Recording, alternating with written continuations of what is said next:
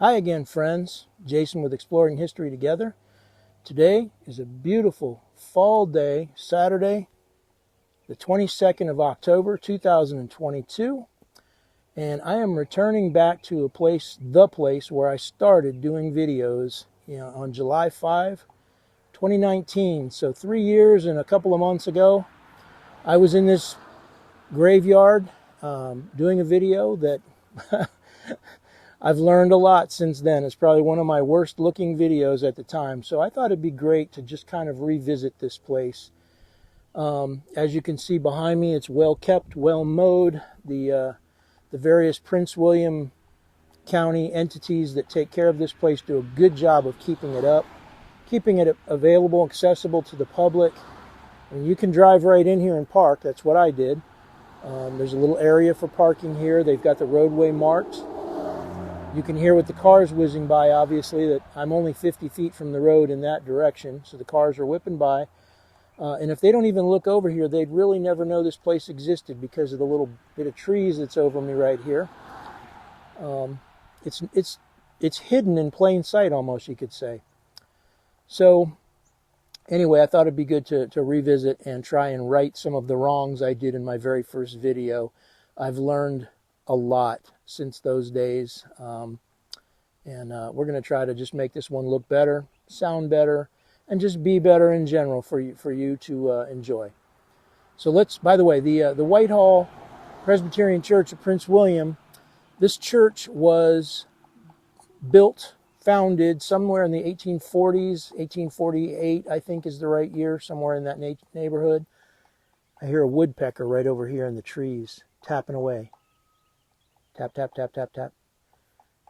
But anyway, so the church was founded 1848, and through the Civil War, during the Civil War, actually, a lot of people fled this area because there was so much destruction and things going on around here.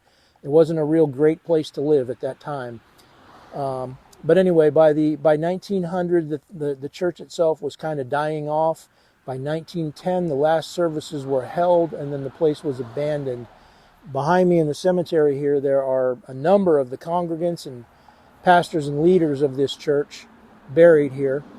But the church itself remained abandoned and dilapidating until the 1940s, at which point it actually just kind of fell in and turned to ruins. So we'll be able to see the remaining rocks of the foundation today, but there is no physical church standing here any longer. There's only one known photograph of the church, and it's fuzzy, and it's taken from a very long way off. So I'll try to put that photo into this video at some point so you can see it as well.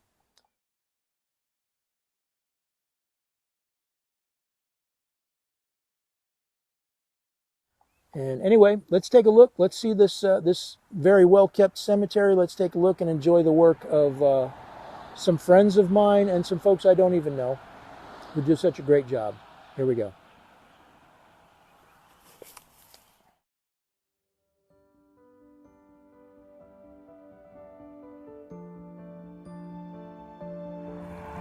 So when you first walk into the place, you're met with the Boy Scout sign here. Different projects that they've used for cleaning this up.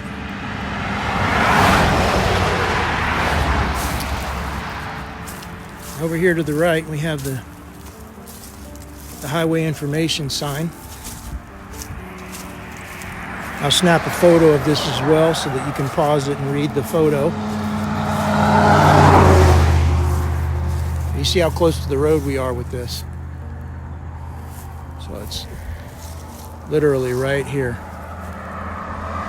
right. So just over here to the right, you've got what remains of the church, the site of the Whitehall Church. Oh, can't even read that anymore. It just says of Prince William County.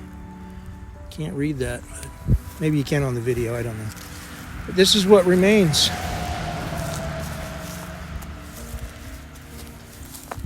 Just the stone foundation there. You can see kind of the squared off rectangular, not square, rectangular area of the rocks there. I'd say this is maybe 25, 30 feet across, maybe 50 or 60 feet long. So not a huge building, probably a single room.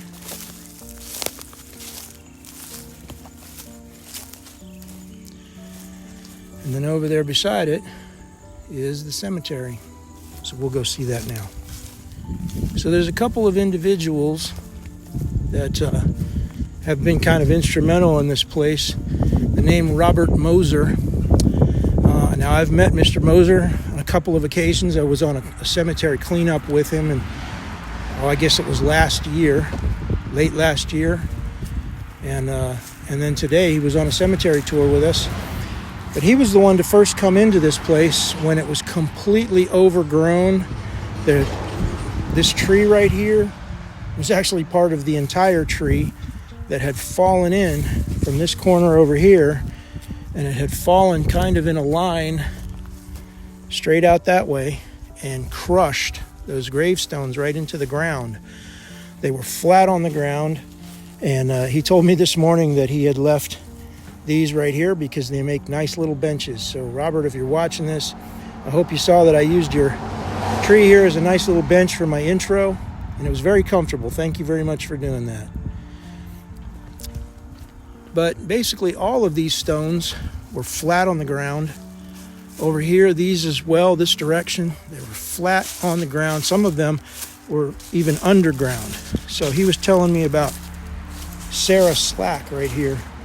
This stone, see how good a shape that stone is in?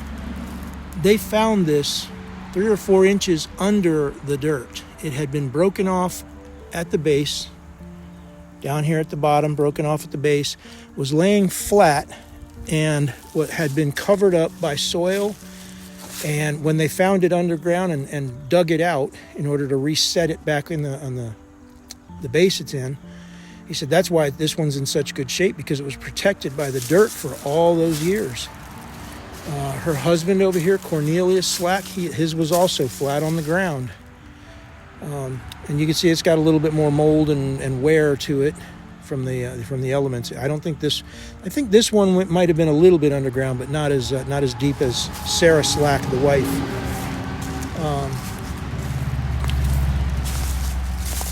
Also, the name David Cuff. You guys have seen David in several of my other videos. David does a lot of the resetting work and the repairing work of broken stones, cleaning, etc. All of these that we're looking at right now were all flat on the ground. And they don't believe it was due to any vandalism per se, but just over the decades of this place being neglected, there was probably cattle out here walking around, scratching their hips on the side of the stones, just knocking them over, and then stepping on them, of course. And when a 1,000-pound animal, 1,500-pound animal steps on one of these stones, it's going to break right into pieces. See, stones all the way back into there.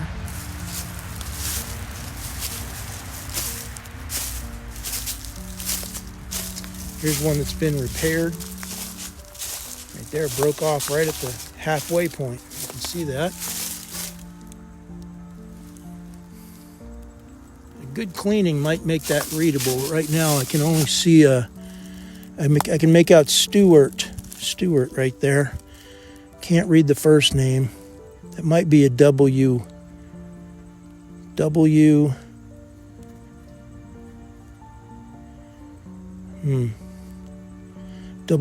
maybe. That feels like a K right there.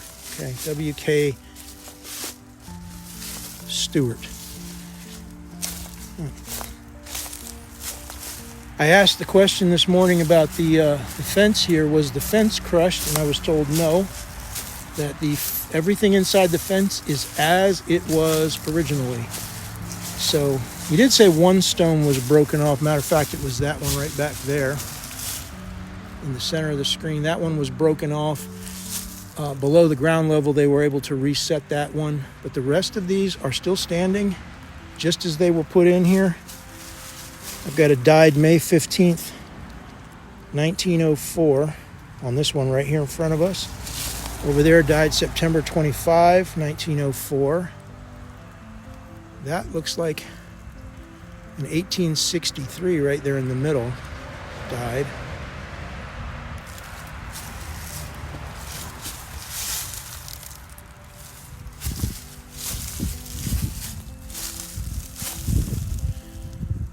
That is Reverend Levi Hazen. Hazen, Hazen. Can't read it. Well, wait a minute. Died 1862. Okay, so I can read a death date on that. Just had to look at it for a minute. Died 1863. Elizabeth S. Probably Levi's wife. Died 1863, the year after him. And then Ada Lily Smith, daughter of C.W. and Mary C. Hazen. Died 1904. So that's probably mom, dad, and daughter right there, most likely. I don't know all the history of the individuals buried here, but I did learn I heard some really good information today. And that one right there just looks like great. The way the stone is cut, the artwork in it, the handiwork. Born 1825 and died 1857. Age 32 years, 4 months, and 5 days. Matter of fact, Francis Osman.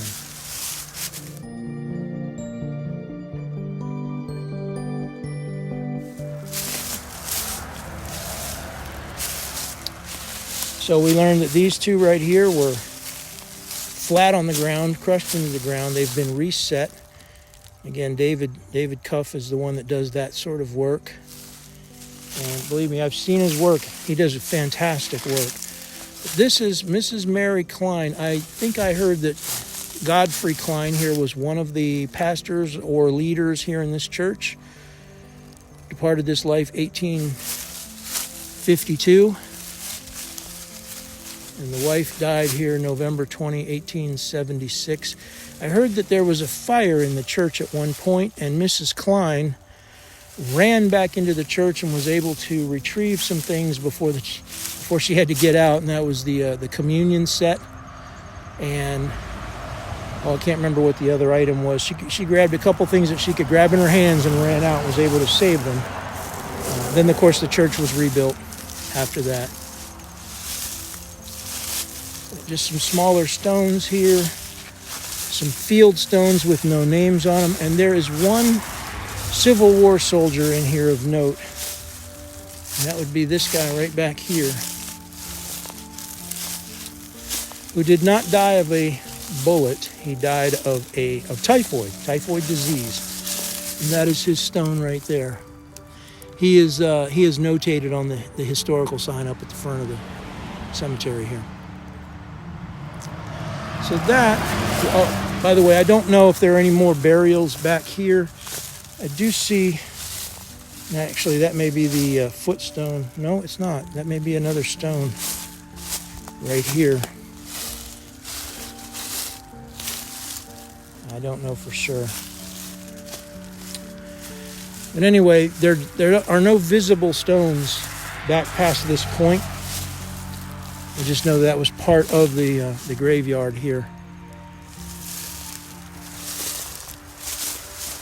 Go over here and take a look at this obelisk stone over here. Before we're done, get a look at from the back side of the gated area.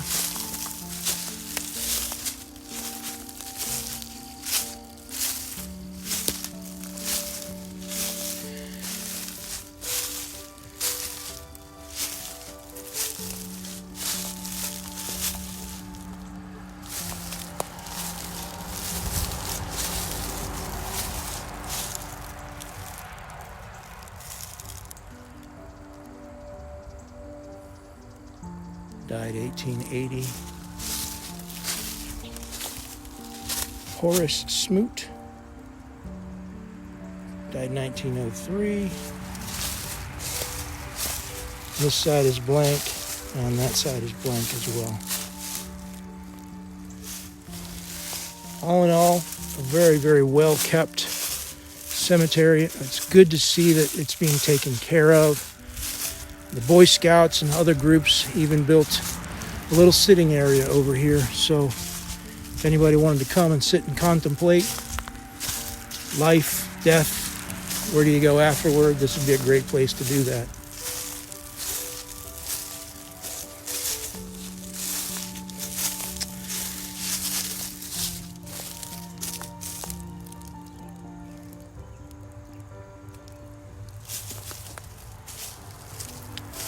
So that is the Whitehall Cemetery and church foundation, what's left of it.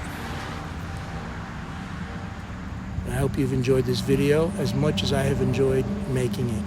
Until I see you in the next video, have a wonderful day.